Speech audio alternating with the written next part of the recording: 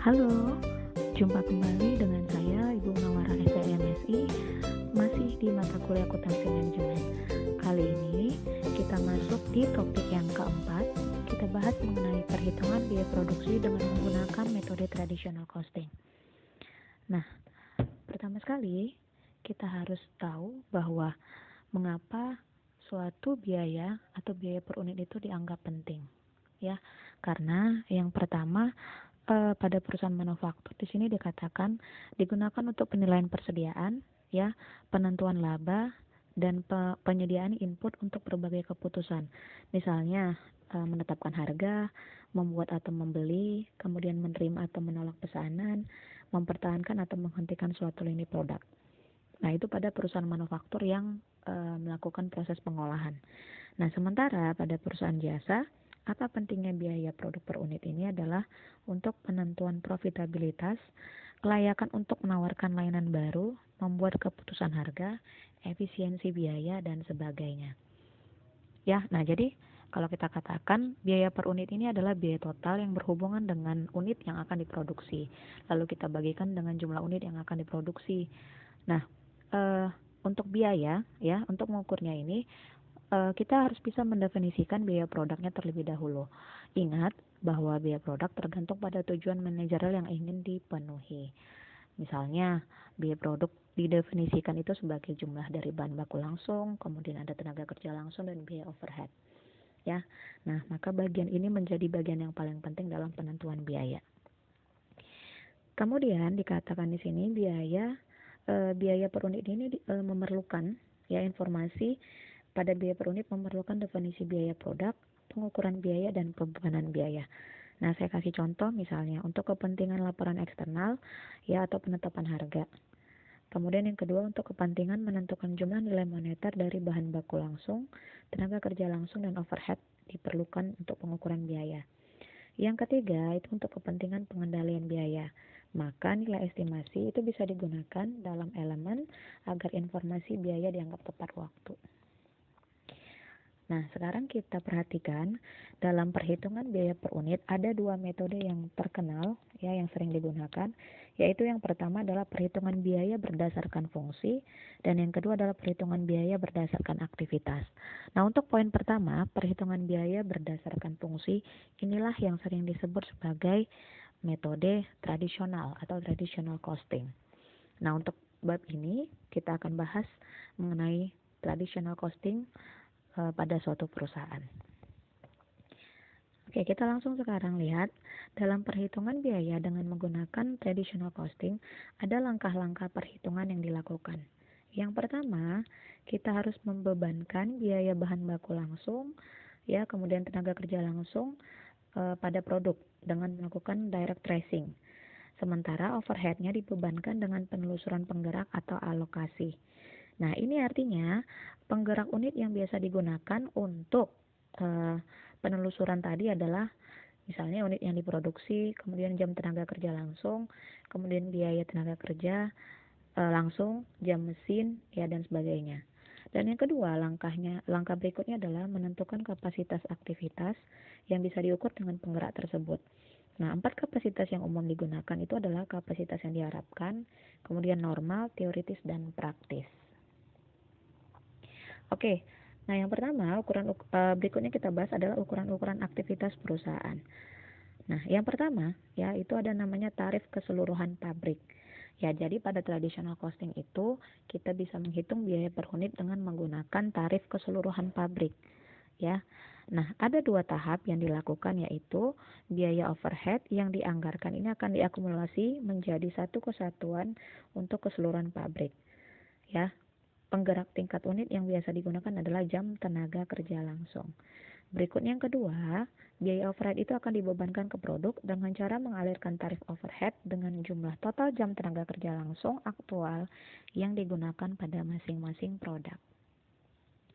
Nah, yang kedua, ya, pastinya dalam suatu perusahaan itu untuk membuat atau memproduksi suatu barang pasti terdiri dari berbagai departemen yang terlibat di dalamnya.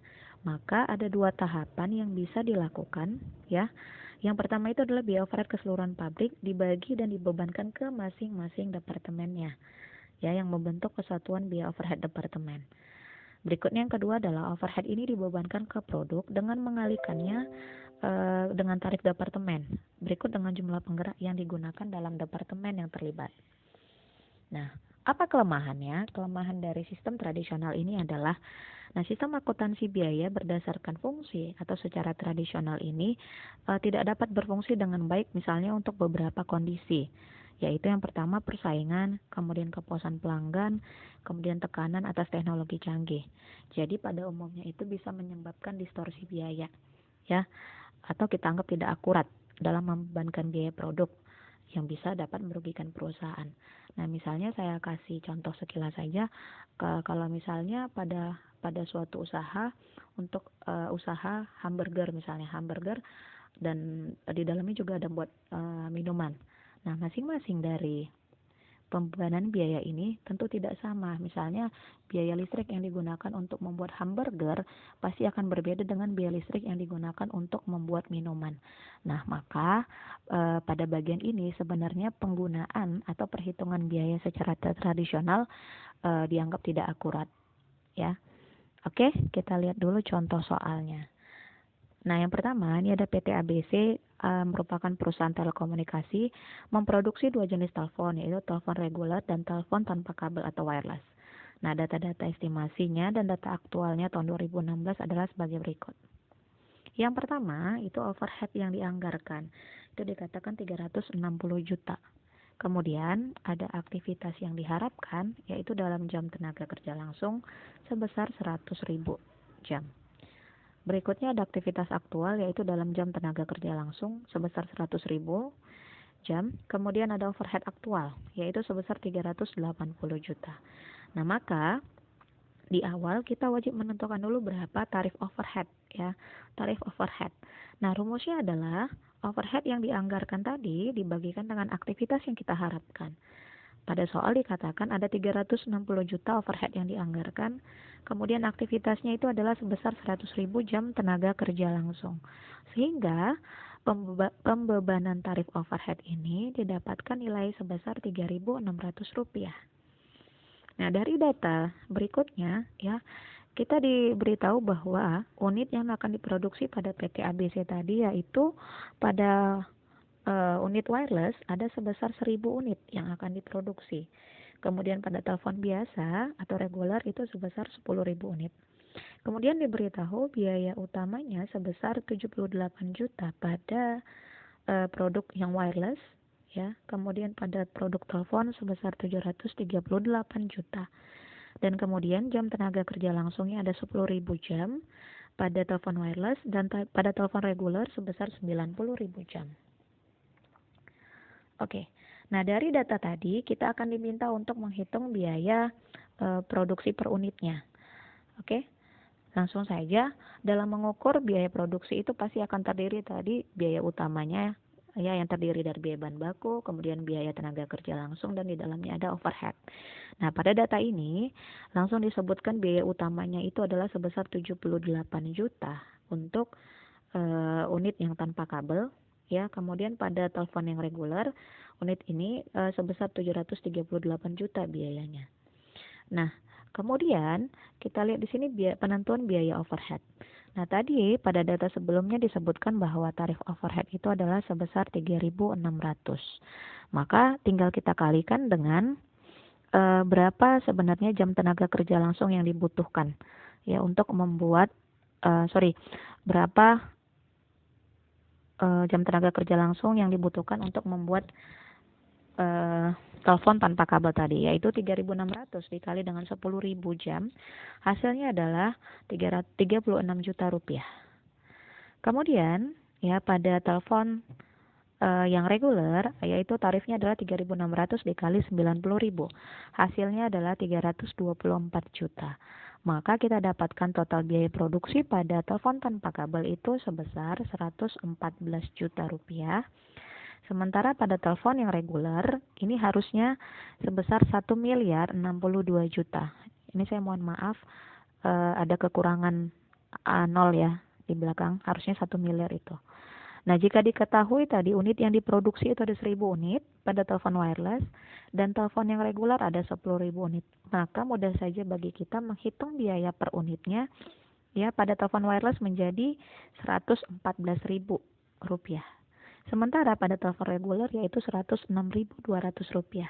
Nah, pada data ini kita dapatkan bahwa biaya per unit pada telepon tanpa kabel itu jelas lebih mahal dibandingkan dengan telepon reguler. Dan selisih harganya juga cukup jauh ya. Oke, berikutnya kita lihat. Nah, kalau pada perhitungan tradisional tadi ada dua yang harus diperhitungkan. Yang pertama, perhitungan overhead dengan tarif menyeluruh dan kemudian perhitungan overhead dengan tarif departemental. Nah, kita asumsikan dalam memproduksi telepon ini tadi ada dua divisi yang terlibat, yaitu divisi pabrikasi dan perakitan. Nah, yang namanya divisi pabrikasi pasti berurusan dengan pembuatan komponen elektronik utama. Ya. Sementara pada divisi perakitan ini adalah bertanggung jawab untuk merakit komponen yang sudah dibeli tadi. Dengan mempertimbangkan bahwa divisi pabrikasi ini bersifat intensif mesin ya, karena banyak menggunakan mesin. Nah, sementara pada divisi perakitan cenderung intensif pada penggunaan tenaga kerja. Maka, perhitungan tarif overhead secara departemental pada PT ABC kita dapat lihat sebagai berikut. Nah, di sini diberitahukan data tambahannya bahwa pada divisi pabrikasi untuk overhead yang dianggarkan adalah Rp252 juta. Sementara pada divisi perakitan itu ada Rp108 juta. Nah, aktivitas yang dianggarkan ya dan aktual untuk jam tenaga kerja langsung. Nah, pada unit atau pada telepon yang wireless ya, di sini dikatakan jamnya adalah 7.000 jam. Sementara pada divisi perakitan ada 3.000 jam. Berikutnya untuk unit atau telepon yang reguler ya, pada divisi pabrikasi itu ada 13.000 jam yang diperlukan. Kemudian pada divisi perakitan ada 77.000 jam. Sehingga totalnya ya 20.000 jam pada divisi pabrikasi dan 80.000 jam pada divisi perakitan. Nah, berikutnya yang di bawahnya adalah aktivitas yang dianggarkan dan aktual untuk jam mesinnya. Nah, untuk jam mesinnya kita lihat ya pada unit atau jenis tanpa kabel, telepon tanpa kabel, diketahui pada divisi pabrikasinya ada 4.000 jam yang diperlukan. Kemudian pada bagian perakitan itu ada 1.000 jam. Nah, pada telepon reguler ada 36.000 jam dan pada bagian perakitan ada 9.000 jam. Sehingga totalnya adalah 40.000 jam ya dan 10.000 jam. Oke. Nah, tugas kita sekarang adalah bagaimana perhitungan biaya per unit dengan menggunakan tarif departemental tadi. Nah, kita pisahkan tarif pada masing-masing departemen. Yang pertama, tarif overhead pada divisi pabrikasi itu ada sebesar overhead yang dianggarkan dibagi dengan jam mesin ya. Hasilnya adalah 252 juta dibagi 40.000 sehingga tarifnya itu adalah 6.300 per jam mesin. Nah, kemudian pada tarif atau divisi perakitan ya, tarifnya itu adalah overhead yang dianggarkan sebesar 108 juta rupiah dibagikan 80.000 jam sehingga hasilnya adalah 1.350 rupiah per jam tenaga kerja langsung. Maka kalau kita hitung kembali overhead yang dibebankan tadi itu sesuai ya dengan yang di awal ya, bahwasanya yang dibebankan itu adalah 360 juta rupiah. Nah, dari 360 juta tadi itu dirinci sebagai berikut ya, 6.300 rupiah dikali jam mesinnya ya, kemudian ditambah dengan 1.350 pada tarif perakitan dikali jam tenaga kerja langsung sehingga hasilnya adalah sebesar 252 juta ditambah 108 juta hasilnya 360 juta. Nah, selanjutnya ya kita tinggal menghitung berapa biaya per unitnya. Oke, yang pertama tadi biaya utama sudah disebutkan pada telepon tanpa kabel atau wireless sebesar 78 juta, sementara pada telepon reguler ada 738 juta. Kemudian kita tinggal hitung biaya overheadnya. Nah, biaya overhead tadi kita sesuaikan dengan tarif overhead per departementalnya. Ya, didapatkan tadi untuk divisi perakitan, ya tarifnya adalah 1.350 rupiah per jam. Ya, kita kalikan dengan 3.000. Oke. dikalikan dengan 3.000 ya. Kemudian ditambahkan dengan tarif overhead ya pada divisi pabrikasi, yaitu 6.300 dikali 4.000, sehingga hasilnya adalah Rp29.500.000. Nah, kemudian pada bagian ya atau pada produksi reguler ada 1.350 pada tarif perakitan dikali dengan 77.000 ya, kemudian ditambahkan dengan tarif pada bagian pabrikasi dikali 6.300 dikali dengan 36.000, sehingga hasilnya itu adalah 330.750.000. Maka jadi pada perhitungan secara departemen ini kita akan hitung tarifnya per masing-masing, kemudian ditambahkan ya, dikalikan dengan berapa jam yang dibutuhkan, sehingga itu dapat hasil biaya overheadnya, total biaya overheadnya.